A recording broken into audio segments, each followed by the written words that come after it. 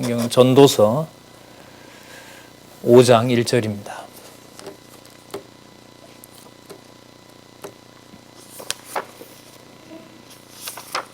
전도서 5장 1절 제가 읽겠습니다. 너는 하나님의 전에 들어갈 때에 네 발을 삼가할지어다. 가까이 하여 말씀을 듣는 것이 우매자의 제사 드리는 것보다 나으니 저희는 악을 행하면서도 깨닫지 못함이니라. 너는 하나님 앞에서 함부로 입을 열지 말며 급한 마음으로 말을 내지 말라. 하나님은 하늘에 계시고 너는 땅에 있음이니라. 그런즉 마땅히 말을 적게 할 것이라. 일단 2절까지 읽었습니다.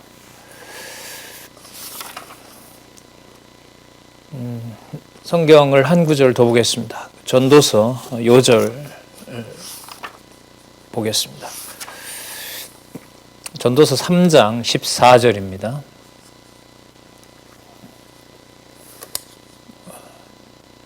성경강론 9권 4450페이지에 보면 있습니다. 3장 14절 제가 읽어보겠습니다. 무릇 하나님의 행하시는 것은 영원히 있을 것이라.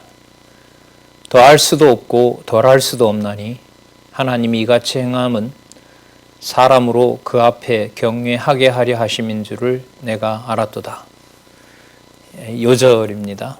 핵심은 뭐냐면 하나님이 행하시는 일이 영원히 있는 일이고요. 영원히 있다는 것은 사람의 눈과 사람의 귀로 보거나 들을 수 없는 바로 그러한 차원에 있는 지혜라는 거죠. 지혜의 말씀이라는 겁니다. 자, 그것에 근거해서 이 세상을 섭리하시는 하나님께서는 하나님의 영원한 일을 어떤 방법으로 섭리하시냐면 더할 수도 없고 덜할 수도 없게 해놓았습니다. 그러니까 최선이라는 거죠. 그때그때마다 이루어지는 일이 최선이라는 것을 이 구절에서 알 수 있습니다. 여기에서 이제 주어는 하나님이 행하시는 겁니다.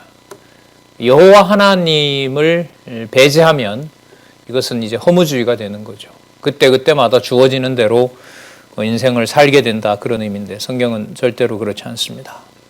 그 목적은 뭐냐면 하나님이 이같이 행하심은 인생으로 하여금 하나님을 경외하게 하려고 하는 것이다.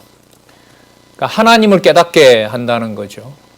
내가 계획해서 이루어지는 것이 아니고 또 내가 계획을 잘못했기 때문에 만족스럽지 않게 이루어진다는 말이 아니라 그 일이 내 마음에 흡족하건 불만이건 간에 바로 하나님을 경외하게 하신다는 것이 바로 이 요절의 뜻입니다. 자, 조금 전에 읽었던 우리 5장으로 넘어와서 조금 전에 말씀드렸던 또 읽었던 그리고 설명드렸던 것을 바탕으로 오늘 5장에서부터 시작하도록 하겠습니다. 4465페이지에 보시면 해 아래서 무익한 재물 이렇게 나옵니다. 일단 흑판에 기록한 내용들을 잠시 정리하면서 본문의 연결성을 지어가고 또한 그렇게 확인해 가도록 하겠습니다. 전도서 전체 내용은 아시는 것처럼 여호와의 영원성 찬양입니다.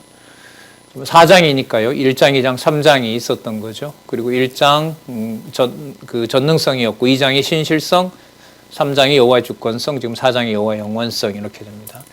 이 여호와의 영원성을 찬양하도록 하시는 계시 섭리는 두 가지로 되어 있는데요. 7장까지 인생들에게 주어진 것은 모두 무익하다는 것을 보여줍니다. 규정하고 있는 거죠. 이때 인생은 사실 창조에서부터 심판까지죠.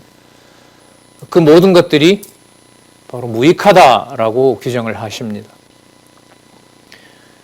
무익하다고 규정하시는 분은 물론 하나님이시죠.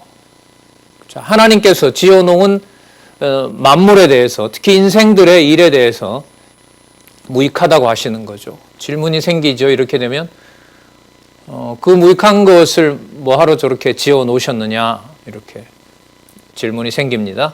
그 대답을 찾아가야 되겠죠. 일로 넘어와서 보면 2절이 인생들은 무익하지만 여호와께서 하시는 일은 영원한 행사다 이렇게 얘기를 합니다. 자, 이게 분리가 되는 것이 아니라요. 중요한 것은 뭐냐면 인생들의 삶에서 인생들에게 여호와의 뜻과 여호와에 대한 지식을 알지 못하게 되면 그것이 무익하고, 또 지난 시간에 말씀을 드렸죠. 무익한 정도가 아니라 이제 해롭다는 거죠. 해롭다는 겁니다. 그러니까 여호와 하나님의 이름을 부른다고 그것이 여호와를 찬양하는 것은 아니다라는 거죠. 자, 그러면 인생들의 무익한 사물에서는 이제 이런 단계로 진행이 되는데요. 이게 크게 두 가지로 나눠져 있습니다. 무익한 행사와 무익한 재물입니다. 그러니까 일이죠. 일을 하는 것이, 하나님께서 일을 시키신 것이 바로 어떠하냐 하면 무익하다는 겁니다. 그리고 그 일을 통해서 많은 재물이 들어오게 되는데요. 재물이 들어왔다 나갔다 이렇게 하죠. 없는 자도 있고 많은 자도 있고요. 그런데 그 재물 또한 바로 무익하다는 겁니다. 자, 그 다음에 여기 보시면 행사와 재물은 무익하다고 하는데, 이 인생들의 무익한 사물의 결론은 뭐로 나냐면 지혜보다 못한 재물로 나옵니다. 자, 그럼 여기 지혜가 나오죠. 그러면 이제까지 인생들과 재물이 무익한 것을 밝힌 이유는 무엇을 설명하기 위한 것이냐면 바로 이 지혜를 설명하기 위한 것입니다. 자, 이 지혜라는 이 개념을 우리는 여호와의 주권성 찬양인 잠언에서 확인을 하고 넘어가겠습니다. 바로 여기 있죠. 지혜. 여호와 하나님께서 계시하셨습니다. 계시하시면 언약으로 주어지고요. 그 언약이 바로 로고스가 바로 지혜죠. 이 모든 것들이 창세전에서 일어나는 겁니다. 이 지혜에 근거해서 명철, 그 다음에 지식, 근신, 그 다음에 훈계, 모략, 생명, 이런 단계로 여호와의 계시가 드러나게 된단 말이에요. 자, 그럼 여기 이 지혜라는 것은 인생들과 또 인생들의 일과 인생들의 재물, 인생들의 모든 행사와 그리고 모든 재물들이 바로 이 지혜가 없다면 전부 다 무익한 거죠. 무익하다는 말씀은 자꾸 말씀드립니다만 해로운 겁니다. 해롭다는 말은 뭐냐면 아무리 훌륭한 일을 하고 아무리 많은 재물을 모은다 하더라도, 또 성경의 내용으로 들어가서 보면 아무리 그것이 여호와로부터 받은 것이라 하더라도, 그렇게 고백을 한다 하더라도 이 지혜를 여호와 하나님께서 걷어가시면 무익할 수밖에 없다는 겁니다.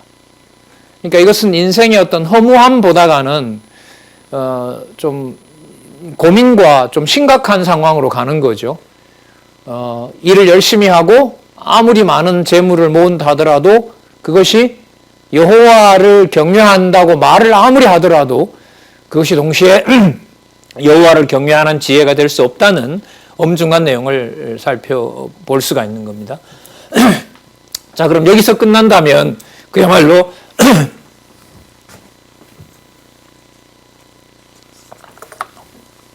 진짜 인생은 해로운 삶이 되는 거죠. 여기서 이제 우리는 여기로 넘어가는 겁니다. 여호와의 영원한 행사. 제일 먼저 나오는 게 뭐냐면 잘되게 하시는 하나님입니다.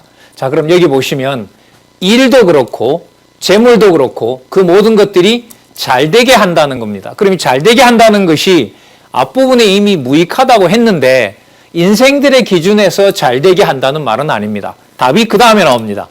잘되게 한다는 말이 무슨 뜻이냐면 바로 여호와를 경외하는 자가 바로 형통한 자가 된다는 것을 가르쳐 주는 거죠. 아주 진짜 논리적으로 여호와 중심으로 가고 있죠. 지혜보다 못한 재물이다. 그러면은 그 지혜가 있으면 잘 되는데 그 잘 되는 것의 기준은 인간 기준이 아니라 바로 여호와를 경외하는 것이고 그게 바로 형통이다. 이렇게 이해가 됩니다.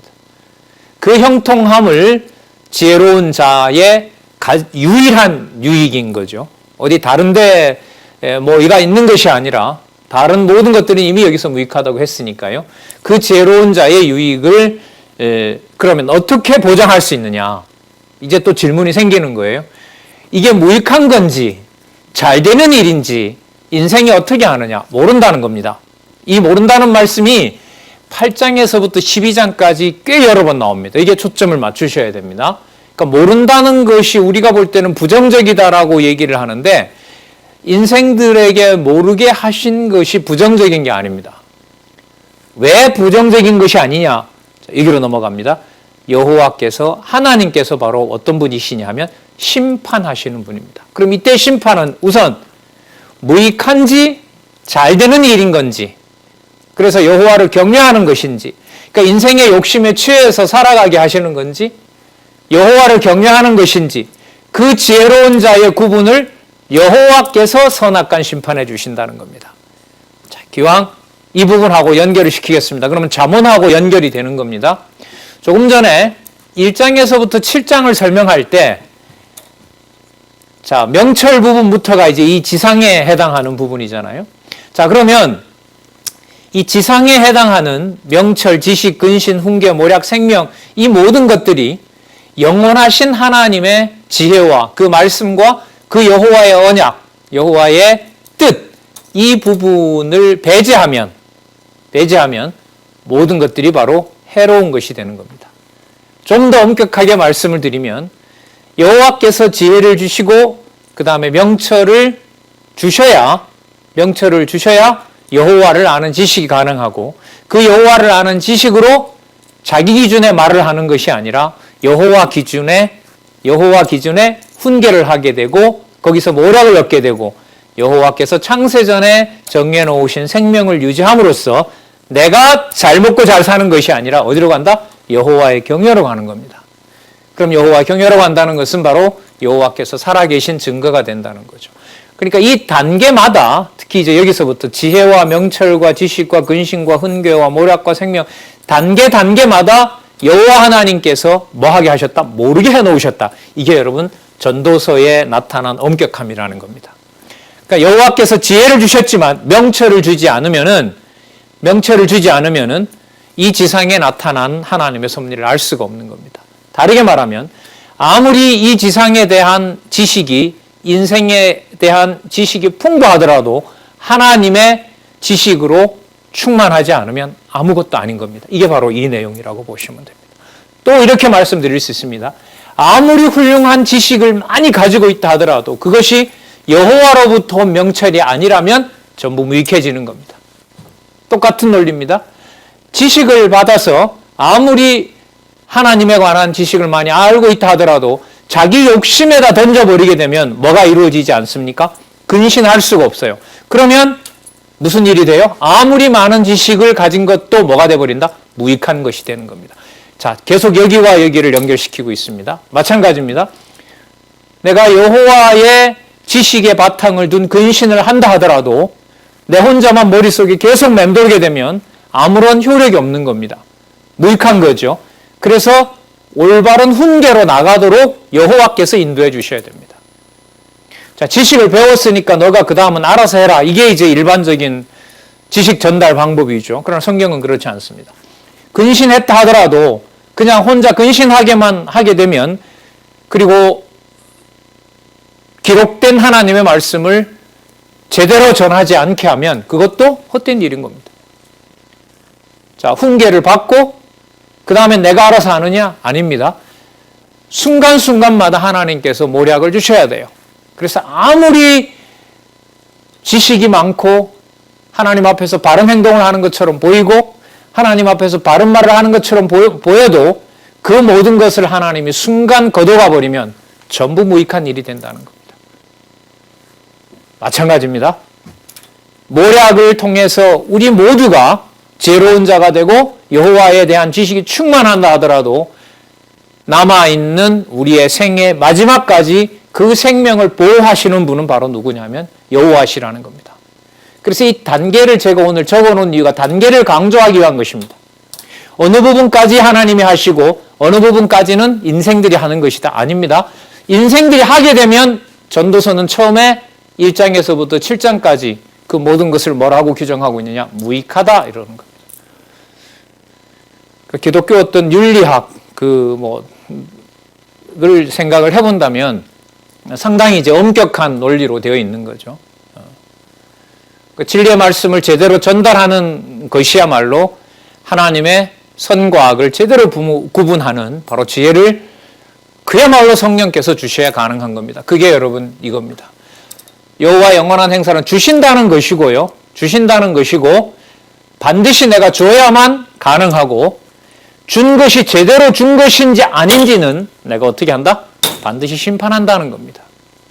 그러니까 말씀을 정확하게 전달해 놓으면 이것이 제대로 전달이 되는지 그리고 올바로 사용이 되는지 안 되는지 우리가 판단할 수가 없는 겁니다. 이 판단할 수 없다는 말이 이제 나온단 말이에요. 성경에 많이 나옵니다. 오늘 거기에서 이제 확인하도록 하겠습니다. 그러면 해 아래에서 무익한 행사를 살펴봤고요.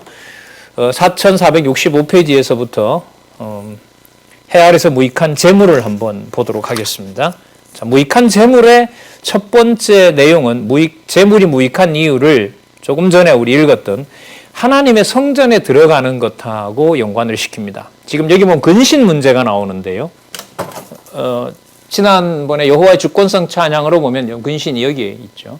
지식을 주시고 그 다음에 근신하게 하신다는 건데 지금 이 내용을 헛된 것과 연관해서 설명을 하고 있습니다.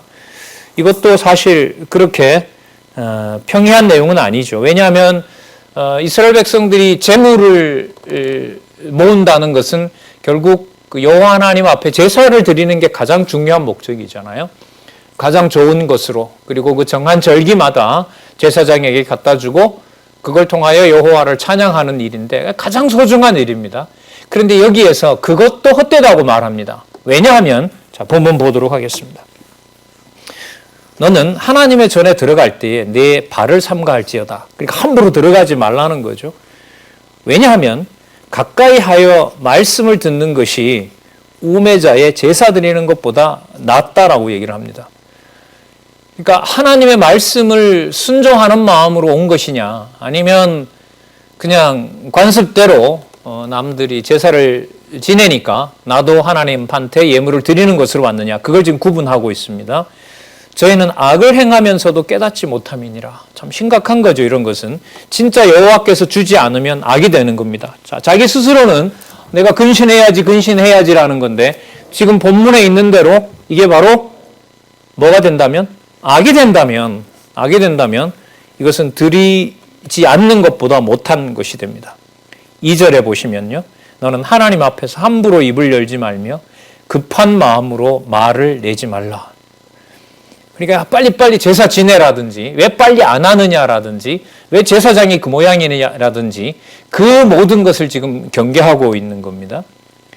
나중에 예수님이 오셔서 이제 성전에 가시잖아요. 예루살렘 성전에 가시는데 가셔서 장사치들 그리고 거기 있는 많은 사람들을 전부 비판하신단 말이죠. 그 성전을 더럽히고 있다고.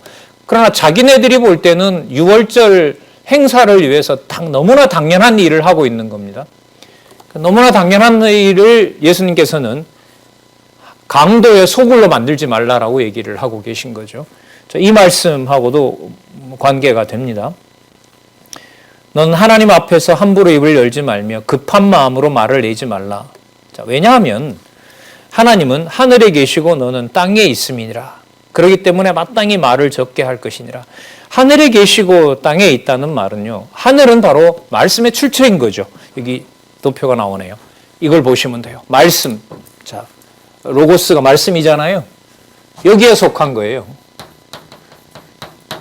하늘에 속한 이 말씀, 이것이 바로 율법의 근본 정신인데, 자, 이 지상에서 뭔가 좀 지식을 가지고 있다고, 이렇게 제사 지내라, 저렇게 제사 지내라, 뭐 이렇게 만약에 그걸 강조한다면, 말이 많아진다면은, 말이 많아지는데, 뭐는 사라져버려요? 로고스인 하나님의 말씀으로 가는 일이 끝이 나버렸어요. 이게 잘라져 버렸어요. 그럼 이게 어떤 일이 돼버려요? 무익한 일이 된다는 거죠. 철저하게 하나님께서 하게 하신다라는 것을 바탕을 둔 바로 이 말씀으로 전도서는 더 강한 그 메시지를 우리들에게 전달하고 있는 겁니다. 이게 논리적 순서가 아니라 내가 끊어버리면 전부 무익한 것이 되고 해로운 것이 된다는 겁니다. 자, 하나님은 하늘에 계시고 너는 땅에 있음이니라. 그러니까 말씀의 출처인 바로 성전에 와서 성전에 하나님의 이름이 있으니까요.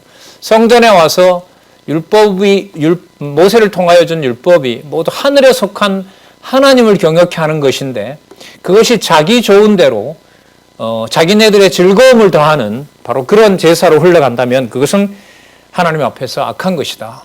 상당히 엄격하죠. 그러니까 잠언에서 얘기했던 대로요. 시편으로 좀 가보면은요, 다윗이 그렇게 가고 싶어 했고, 다윗이 그렇게 드리고자 했던 성전 제사를 주권성을 지나서, 나라가 세워지는 주권성을 지나서 전도서 열게 되면 그 성전에 들어가서 너가 하고 싶은 대로 하는 그것이 바로 하나님 앞에 모든 것이 뭐가 될 수 없다? 아름다운 제사가 될 수 없다는 겁니다. 그래서 시편의 논리는 뒤로 갈수록 점점 엄격해진다. 그러니까 여호와를 맘만 먹으면 잘 섬길 수 있다는 것을 지금 우리는 이 몇 절에서 전부 다 우리는 없애야 되는, 하나님께서 없애고 계신, 성전에 와서 내 이름만 부른다고 그것이 나를 경외하는 것이다 라는 사실을 여기서 지워버리는 걸 볼 수가 있습니다. 그러니까 상당히 엄격한 거죠.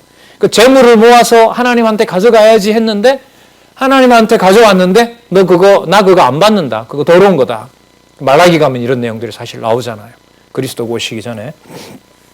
그래서 하나님은 하늘에 계시고 너는 땅에 있음이니라. 그러니까 하늘에 속한 하나님과 땅에 있는 재물을 드렸다고 하늘에 있는 하나님한테 바로 갔다고 착각하지 마라. 매우 엄격하죠. 가정생활에서부터 우리 모든 참 함께 할 수 없지만은 이렇게 많은 활동들을 그 주어진 범위 내에서 하잖아요. 연보 생활도 하고 가정을 돌본다고 수고도 하고 또 이 코로나 상황에서 가족들의 건강 지킨다고 그렇게 애를 쓰시고 또 모임을 가졌다가 또 갖지 못하게 됐다가 그 모든 일을 하는 과정에서 여호와 하나님을 경외하도록 하는 방향으로 여호와께서 이끌지 않으면 그 모든 것들도 헛되다 이겁니다. 참 절망이죠. 어느 정도 이 일의 규모가 만들어졌으면 그래 그 정도는 되겠다 이런 말씀을 해주시면 좋은데 성경을 보면 볼수록 그렇지 않습니다. 오히려 함부로 판단하지 말고 놔둬라. 그건 내가 또 나중에 가서 내가 판단할 것이다. 심판하시는 하나님으로 이렇게 전도서가 끝납니다. 그러니까 매우 편한 내용이 아닙니다. 매우 어떻게 보면 인간적으로 보면 신경 쓰이고 불편한 내용들이 전도서에 주어져 있습니다. 인생들에게 불편한 내용이죠. 그러니까 하나님 경외가 아니면 하나님께서 하나님을 경외케 하지 않으면 모든 일은 영원을 아무리 외친다 하더라도 무익하고 해로운 일이 된다는 것이 바로 지금 전개되고 있는 내용입니다. 좀 더 보겠습니다. 3절에 자기 욕심이 많은 거죠. 그러면 그런 일이 많으면 꿈이 생기고 꿈이 생기는 것처럼 이렇게 되겠죠. 일이 많으면 꿈이 생기는 것처럼 계속 그걸 생각하게 되니까요. 그 자기 욕심을 채우기 위해서. 마찬가지로 말이 많다는 말은 뭐냐면 자기 하고 싶은 말이 많은 거예요. 자기 욕심이 많은 거고 그걸 관철시켜야 되고. 그러면 솔로몬 같은 사람이 말이 얼마나 많았겠어요. 왜? 워낙 똑똑하니까. 성전에서부터 왕국 관리까지 또 수없이 오는 사람들 앞에서 얼마나 많은 말을 했고 얼마나 많은 걸 적었습니까? 지금 이걸 솔로몬을 하면 깨닫게 한 거거든요.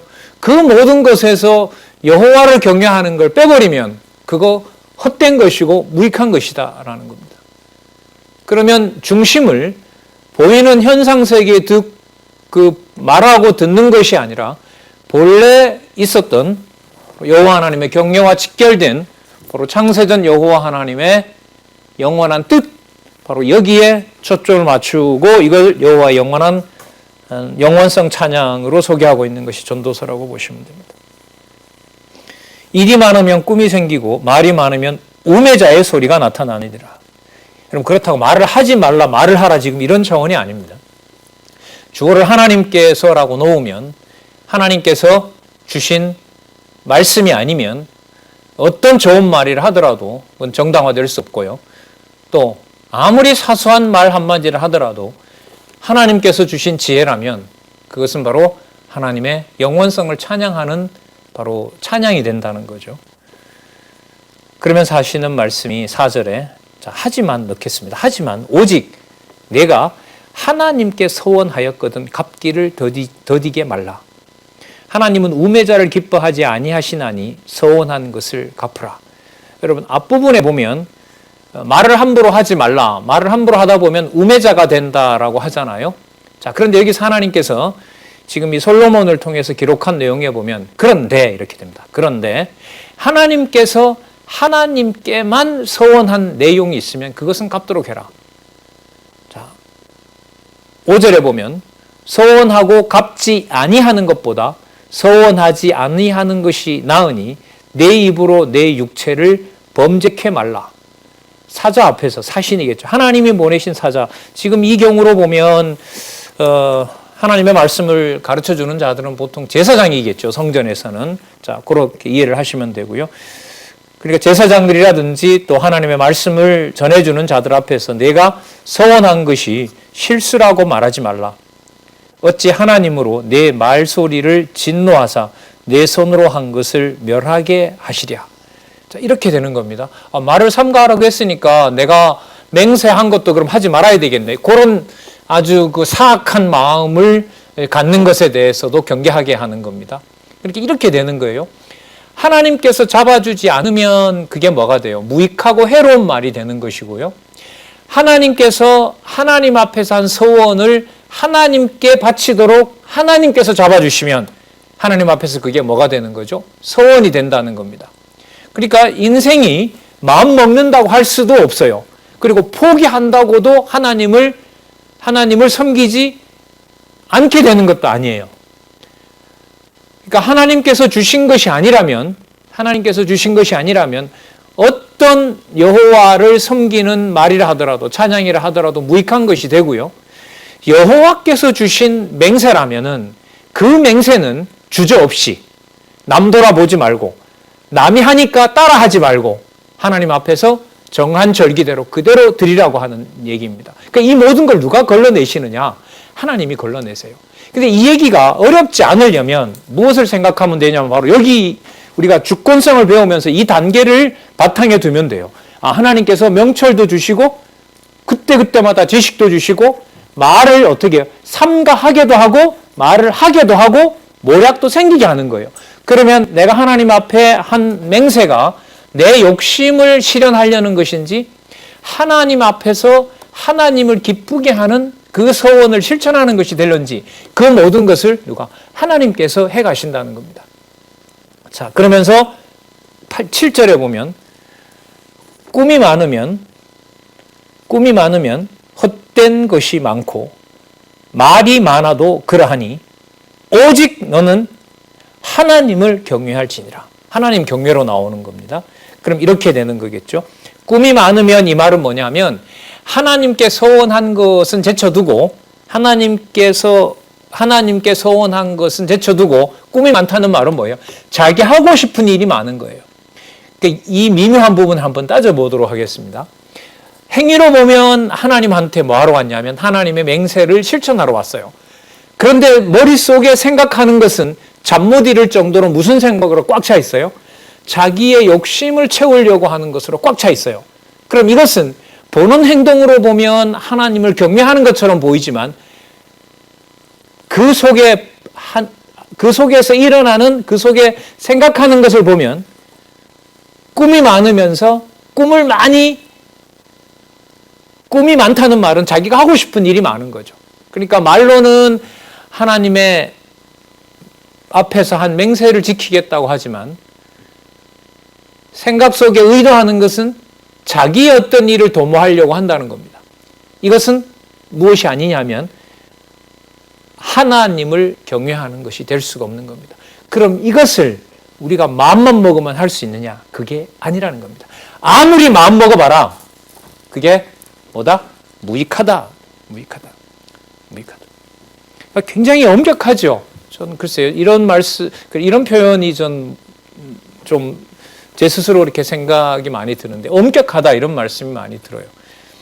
나라를 관리하시는 여호와의 주권성에 대해서도 살펴봤지만은 그걸 바탕으로 이제 하나님께서 잘 통치하시면 좋겠는데, 전도서 앞부분에 와서 그 모든 것들이 무익하고 해로운 것이다라고 하나님께서 판단해 버리시는 겁니다. 좀 예수님하고 연관을 시키면은요, 메시아의 성취와 연관시키면, 그러므로 여러분 지금 이 글을 기록하도록 한 솔로몬이나 또 앞에 시편에서부터 우리가 살펴봤지만은 다윗으로 하여금 기록한 내용이나 또 다윗으로 하여금 기다리게 한 내용이나 그 모든 것은 땅에 자신들이 짓는 나라와 성전이 실체가 아니라는 거죠.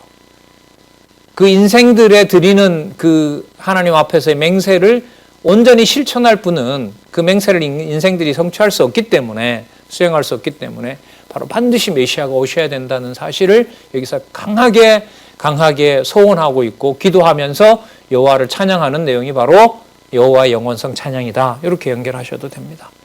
오직 너는 하나님을 경외할지어다. 그 다음 5장 8절에서 9절, 여러분 그 앞부분도 그랬는데요. 그 전도서도, 잠언도 그랬는데, 전도서도요, 본문을 읽어 나갈 때 접속사가 매우 중요합니다. 매우 중요합니다. 그러니까 아까 1절에서부터 7절까지 오는 동안 앞부분의 설명이 제대로 안 된 상태에서 다 끊어버리고 그야말로 거두절미하고 7절에 와서 꿈이 많으면 헛된 것이 많고 말이 많아도 그러하니 오직 너는 하나님을 경외할지니라. 이걸 읽고 설명이 되겠냔 말입니다. 이게 도덕적 교훈도 하기가 힘들어요. 이게 연결이 잘 안 되거든요. 꿈이 많으면 헛된 것이 많고 말이 많아도 그러하니, 그럼 말하지 말고 여호와를 경외하라. 그럼 보통 여호와를 경외하라는 게 말씀 전하고 말씀 서로 나누고 그 다음에 찬양하고 하는 건데, 아까 뭐라고 얘기를 해요? 말을 많이 하지 말라고 그러잖아요. 이게 안 맞는 거예요, 이게. 자, 그렇기 때문에 전도서를 꼼꼼하게 읽어 나가면서 그 연결을 잘 이렇게 확인해 보실 수 있기를 바라는 겁니다. 자, 그럼 8절을 시작할 때 이렇게 시작을 해볼게요.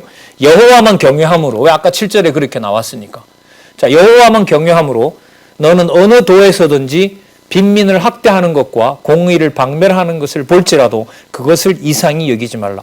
정확하게 답이 나오잖아요. 그러니까 내가 만약에 빈민을 학대하는 자와 그 법을 어기는 거죠. 그게 불공정이잖아. 불의잖아요. 자, 그러니까 불의를 행하는 자와 빈민을 학대하는 자를 왕이랍시고 너가 만약에 그것을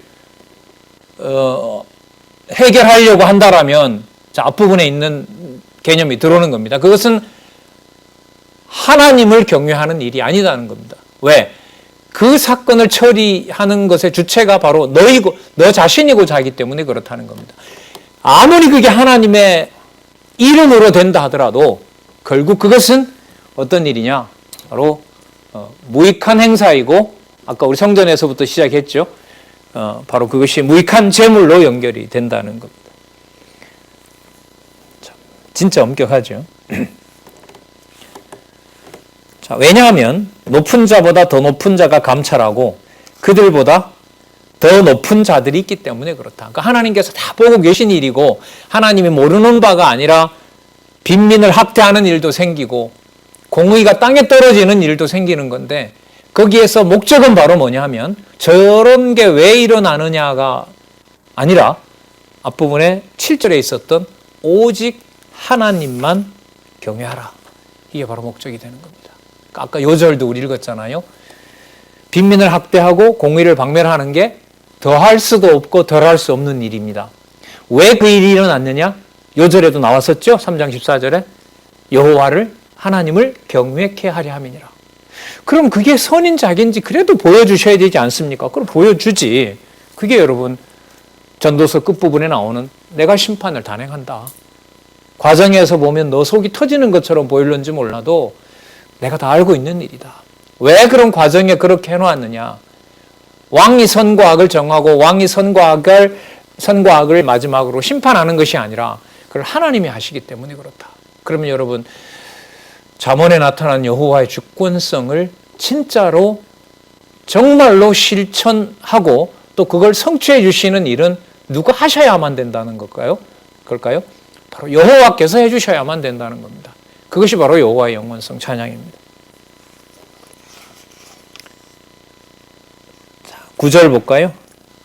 그래서 아무리 높은 자도 땅의 이익은 무사람을 위하여 있나니 왕도 밭의 소산을 받느니라.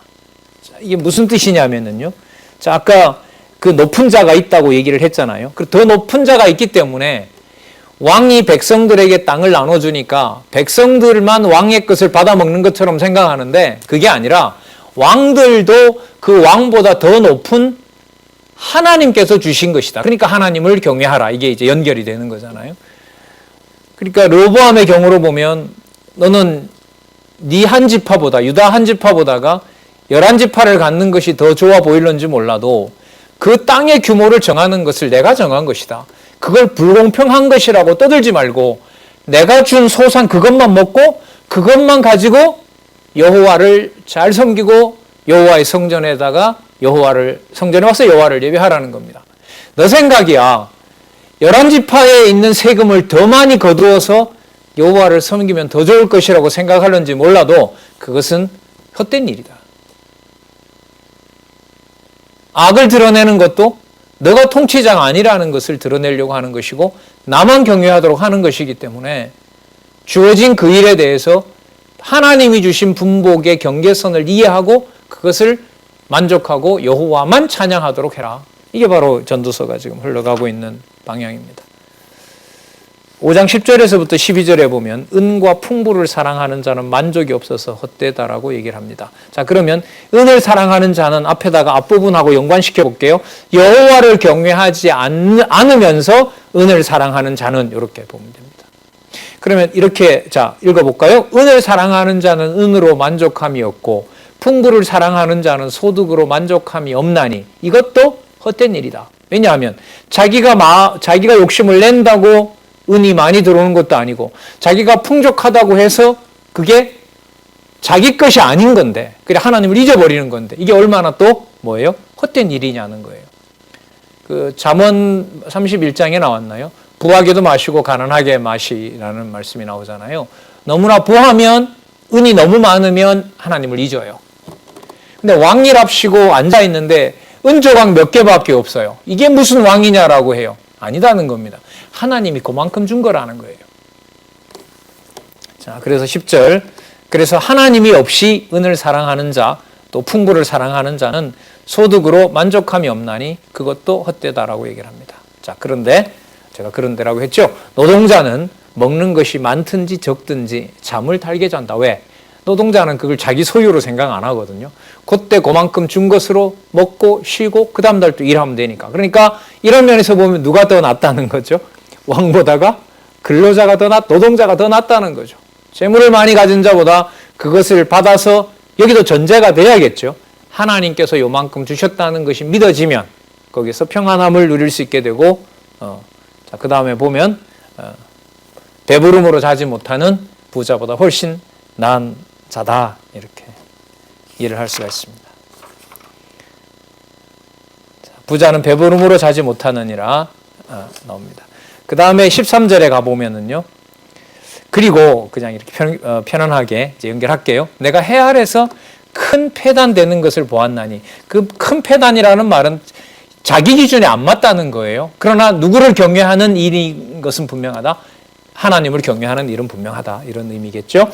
내가 해 아래서 큰 패단되는 것을 보았나니 곧 소유주가 재물을 자기애가 해되도록 지키는 것이라. 솔로몬 자기 얘기라고 할 수 있겠죠.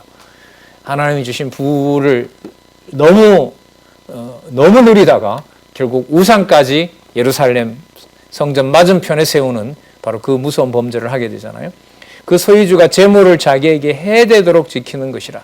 그 재물이 재난을 인하여 패하나니 비록 아들을 낳았으나 그 손에 아무것도 없느니라. 무슨 뜻이냐면 아들에게 물려줄 것이 없다 이런 말입니다. 아들에게 물려줄 것이 없다. 다 탕진하고 말이죠. 자, 그 지금 성경 본문에는 욥 예를 들고 있죠. 욥이 그렇게 풍부해도 결국은 하나님께서 다 가져가 버리잖아요. 그리고 진짜 소유라고 할 수 있는 자식들까지 하나님께서 다 가져가 버린다는 거죠. 그게 인생에 있어서 얼마나 패단이냐는 거예요. 자기는 잘 지키고 자는 건데 하나님께서 전부 없애버렸으니까요. 자, 목적은 하나님을 경외하도록, 오직 하나님만 경외하도록. 자, 15절에 보면 저가 모태에서, 자, 왜냐하면 정도가 될 것 같습니다. 그 손에 아무것도 없느니라. 왜 아무것도 없게 했느냐? 왜냐하면 저가 모태에서 벌거벗고 나왔은즉 그 나온 대로 돌아가고 수고하여 얻은 것을 아무것도 손에 가지 못하리니 이것도 패단이라. 어떻게 왔든지 그대로 가리니 바람을 잡으려는 수고가 저에게 무엇이 유익하랴. 일평생을 어두운 데서 먹으며, 자, 번뇌, 병, 분노가 저에게 있느니라. 번뇌, 성내는 거죠. 사실 화가 나니까 자기 풀리지 않으니까 계속 이제 머리가 이제 열을 내는 거죠. 병, 질병이라고 할 수 있고요. 그리고 분노, 자기 욕심이 차지 않아서 부리는 노여움, 이런 것들이 전부 그 평생을 지배하고 있다는 겁니다. 그러니까 그 5장에서부터 시작해서 지금 17장까지 오는 동안 이게 무슨 상황으로 시작을 했냐 하면 성전에 올라가는데 말을 많이 하지 말라는 데서부터 시작해서요. 지금 그 재물에 대한 재물을 탐내는 것이 얼마나 그것이 어두운 인생에게 주어진 것인가. 그 중간에 오직 하나님만 경외하도록 하라는 말씀이 중간에 나왔었죠. 그러니까 참 엄격하게 시작했어요. 성전에 올라가면 다 되는 줄 알았는데 성전에 올라가서 이런저런 성전을 하나님을 섬긴다고 했던 말들도 그 말들을 여호와 하나님께서 보장하지 않으면 그게 뭐가 된다는 거죠? 자기 욕심이 된다는 거예요. 빨리 제사를 지내고 저 도망간 11지파를 가서 빨리 빼앗아 와야 될 텐데 그게 무슨 제사에 그게 무슨 그 의도가 되겠습니까? 좋은 의도가 될 수가 없는 거죠.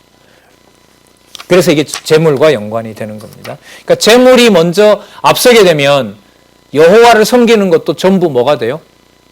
속임수가 되는 거죠. 예수님께서 나중에 하나님과 재물을 겸하여 섬길 수 없다는 말씀 많이 하시잖아요. 여러 번 하시잖아요. 그리고 디모데후서인가요? 일만하게 뿌리가 바로 돈이다라고 얘기를 하잖아요. 계시록에 가면 나중에 그 짐승 권세들이 성도들까지 자기네들의 돈을 벌기 위한 목적으로 쓴단 말이죠. 현대 한국 교회에도 돈이 가져다 준 병폐가 얼마나 큰지 여러분들과 저는 온몸으로 지금 느끼고 있는 거죠.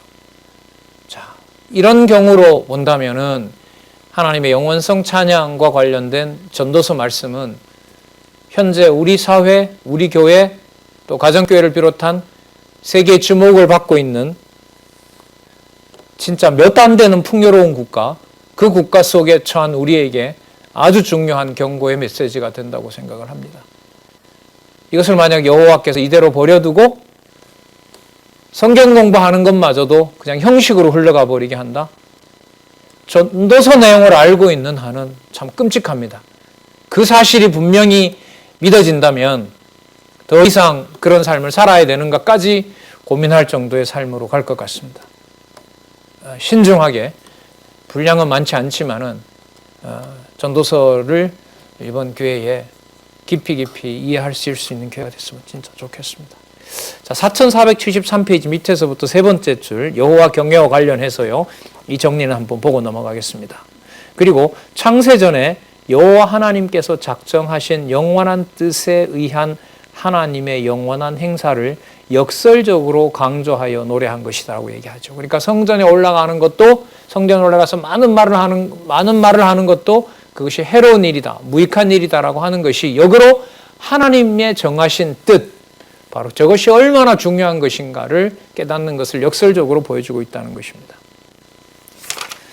자, 5장 18절부터 20절에 보면 이제 재물과 부요는 해 아래에서 주신 하나님의 선물이라고 얘기를 합니다. 여기서 강조점은 뭐냐면 하나님의 선물이라는 겁니다.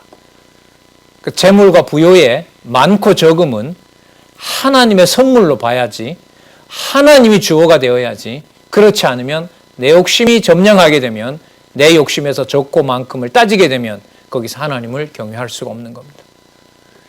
18절, 사람이 하나님이 주신 바 그 일평생에 먹고 마시며 해 아래서 수고하는 모든 수고 중에서 낙을 누리는 것이, 중요한 것은 하나님이 주신 것으로 낙을 누리는 겁니다. 나에게 많고 적음이 아닙니다.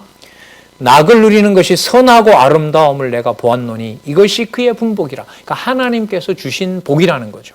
하나님께서 나누어 준 분복. 그러니까 그 분복 앞에 하나님이 빠져버리면, 오직 하나님 경계가 빠져버리면 아무것도 안 된다는 것이고요. 그것을 하나님께서 약속해 주신 겁니다. 약속해 주지 않으면 어떤 일이 생기느냐? 바로 여러분 이 개념들의 나열에서 보여주는 겁니다. 어떤 단계라 하더라도 여호와 하나님께서 지혜를 걷어가 버리면 그 상황에서 끝나버리는 겁니다. 몇 번 말씀드렸는데요. 예수님의 씨 뿌리는 비유에서 살펴본 것처럼 뿌려져서 열매 맺는 과정까지 모든 걸 바로 주께서 하셔야 되는 일입니다. 해 주셔야 되는 일이라는 거 우리가 생각해 볼 수가 있습니다.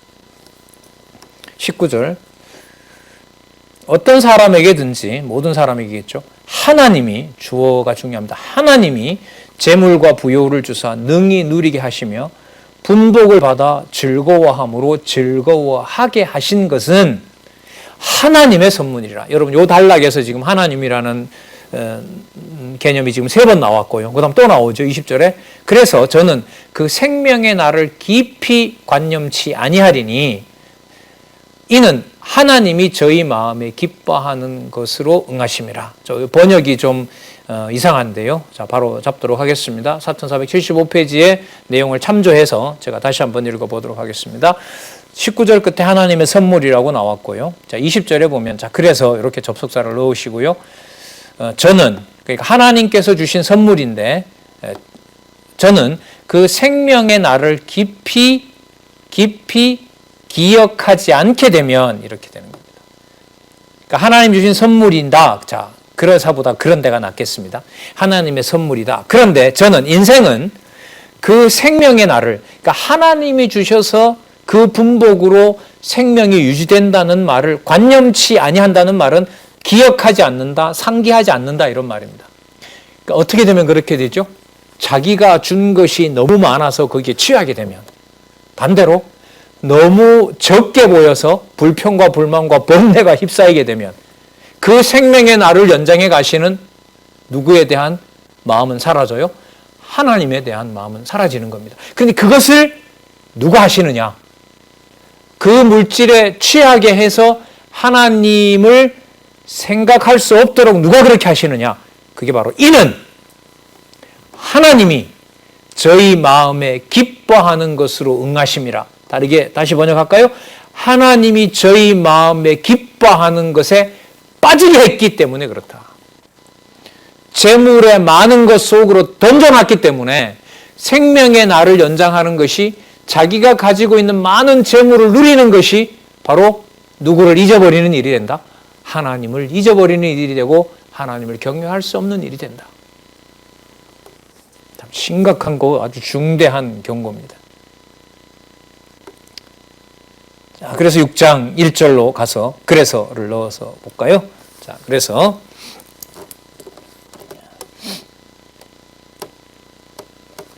내가 해 아래서 한 가지 폐단 있는 것을 보았나니 이는 사람에게 중한 것이라. 어떤 사람은 그 심령의 모든 소원에 부족함이 없이 재물과 부요와 존귀를 하나님께 받았으나 능히 누리지 못하게 하심을 얻지 못하였으므로 다른 사람이 누리나니 이것도 헛되어 악한 병이니라. 자, 이제 연결이 되죠. 자, 이렇게 연결을 일단 시켜놓고요. 아까 5장 20절에서부터 자, 6장 1절로 넘어오면서 연결을 시키고요. 우리 잠시 쉬셨다가